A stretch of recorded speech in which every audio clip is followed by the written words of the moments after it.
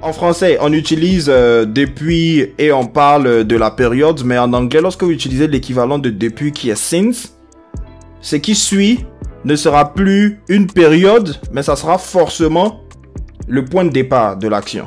C'est-à-dire quand est-ce que l'action commence concrètement. Donc, quand vous utilisez since,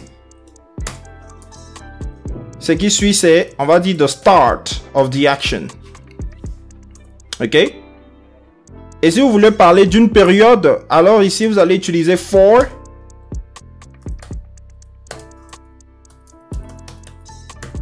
For the period. Donc ici, soit vous dites since. Ok? I don't know. 2018. Ou vous donnez n'importe quelle date. Ou soit un jour ou une heure, etc. Ou vous utilisez for, mais la structure sera un peu plus complexe parce que idéalement, vous allez utiliser le present perfect continuous.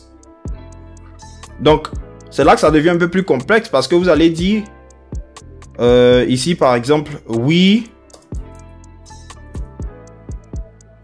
have been friends for 6 years. Okay? Do you get what I mean? Voilà. Donc, lorsqu'ici vous utilisez for, ce qui vient après, ça sera la période.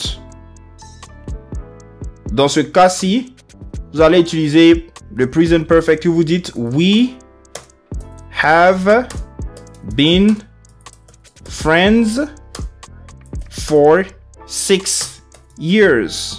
Et puis vous pouvez ajouter now. Donc l'action a commencé dans le passé. Elle est toujours en cours. Ou tout simplement vous utilisez le present simple. We are friends since. Et vous pouvez donner l'année. Is that okay? Donc 2015, 20 whatever. So that's how you use it. Ok. Alors ensuite, lorsque vous dites